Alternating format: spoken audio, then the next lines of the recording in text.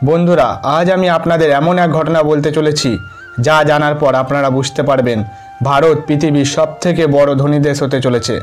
সমস্ত দেশ ভারতবর্ষের চরণে মাথা নত করবে। ভারতবর্ষে এমন একটি জায়গা খুঁজে পাওয়া গেছে যেটা হচ্ছে নাগলোক। এই নাগলোকে আছে অনন্ত কোটি কোটি ধনসম্পত্তি।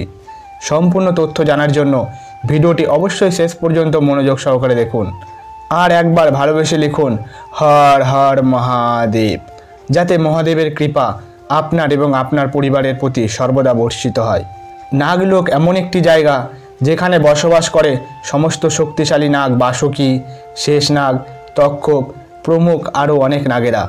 নাগেদের কথা তো আমরা অনেকবার শুনেছি, কিন্তু এই সংসারে আরও অনেক অসংখ্য নাগ এবং যাদের অস্তিত্ব রয়েছে তাদের শক্তির কথা জানলে সাধারণ মানুষ চমকে উঠবে।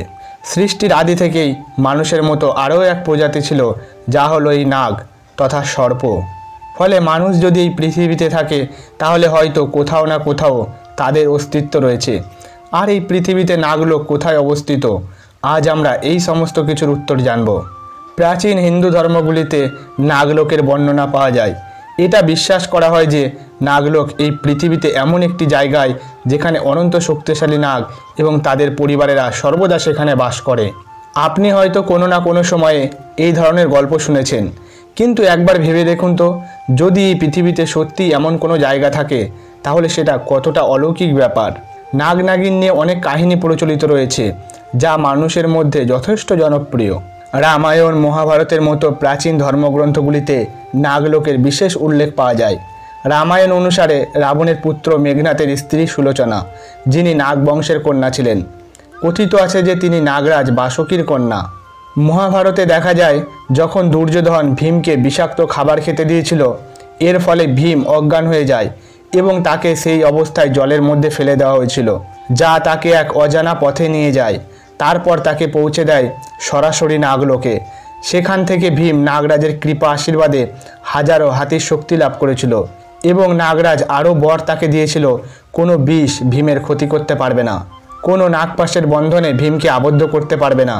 এই সমস্ত আশীর্বাদে ভীম প্রচণ্ড শক্তিশালী হয়ে উঠেছিল।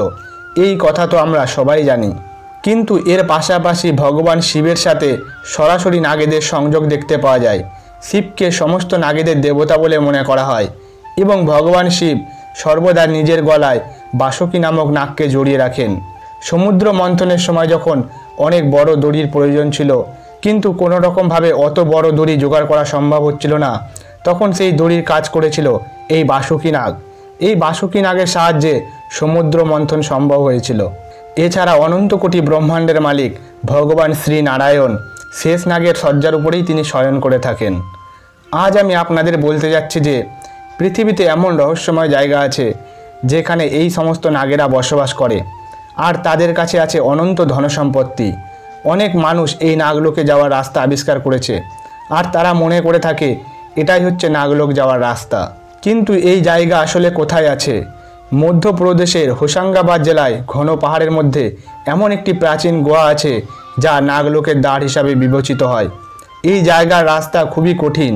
এখানে যেতে গেলে বছরে মাত্র কিছু দিনের জন্য অনুমতি পাওয়া যায়। তবে এখানে যেতে অনেক ধরনের বিপদ হতে পারে। সবাইকে 7টি পাহাড় চড়ার পর গভীর জঙ্গলের পথ দিয়ে যেতে হয়। এই স্থানে মাঝে মাঝে অত্যাধিক বৃষ্টি হয়, যার কারণে বিপদ আরও বেড়ে যায়। সাতপুরার জঙ্গলে অসংখ্য বিষধর সাপ উপস্থিত রয়েছে, যার ফলে সর্পদংশনের আশঙ্কাও থাকে। তবে যারা সত্য এবং নিষ্ঠাবান এবং ভগবান শ্রীকৃষ্ণের অনন্য ভক্ত, তাদেরকে এই সর্পগুলি কোনো ক্ষতি করতে পারে না। প্রতি বছর নাগপঞ্চমী 10 দিন আগে অনেক লোক এই নাগলোকের দরজা দেখতে বনের পথ ধরে যেত। এটা বিশ্বাস করা হয় যে যারা কাল সর্পদোষে ভুগছেন তারা বিশেষত এই স্থানে গিয়ে থাকেন এবং এর ফলে আপনি সর্পদোষ থেকে সম্পূর্ণ মুক্তি পাবেন। এই দুর্গম জায়গাটিতে 100 ফুট দীর্ঘ একটি গুহা রয়েছে, যার অভ্যন্তরে সড়কের প্রাচীন প্রতিমা ছিল, কিন্তু এই প্রতিমাগুলি এখানে কে রেখেছিল তা কেউ জানে না। ভারতের অনেক সাধু মহাত্মা যারা কঠোর সাধনা করেছেন তারা অনেকে এই নাগলোকে দরজা দিয়ে সেই নাগলোকে প্রবেশ করেছেন, কিন্তু তারা কখনো আর সেই নাগলোক থেকে এই পৃথিবীতে ফিরে আসেননি। তাই সাহস করে কোনো মানুষ সেখানে যেতে পারে না। কিন্তু যদি কোনো মানুষ সেখানে গিয়ে আবার এই পৃথিবীতে ফিরে আসে তাহলে সে হবে এই পৃথিবীর সমস্ত মানুষদের থেকে সবথেকে বড় ধনী। আপনারা কি ভেবে দেখেছেন, যদি কোনো কারণে এই নাগেরা নিজেদের বাসস্থান ছেড়ে মানুষের উপর আক্রমণ করে, তাহলে এর পরিণাম কি হতে পারে? কথাটা কিন্তু অস্বাভাবিক নয়, কারণ নাগেরা বরাবরই অসহিষ্ণু। তারা যখন তখন আক্রমণ করতে পারে। কলিযুগের শেষ ভাগে এদের কি কোনো ভূমিকা থাকবে? কি হবে মানবকুলের শেষ পরিণতি? কলিযুগের ধ্বংসের পিছনে কি এই নাগেদের কোনো রকম ভূমিকা থাকবে? আপনারা যদি এই সমস্ত সম্পর্কে জানতে চান, তাহলে অবশ্যই কমেন্টসে জানান। আর আজকের ভিডিওটি ভালো লেগে থাকলে অবশ্যই লাইক এবং সবার সাথে শেয়ার করতে ভুলবেন না। এরকমই বিভিন্ন অজানা তথ্য পেতে আমাদের চ্যানেলটিকে সাবস্ক্রাইব করে রাখুন। আর একবার সবাই ভালোবেসে লিখুন, হর হর মহাদেব, জয় শ্রীকৃষ্ণ।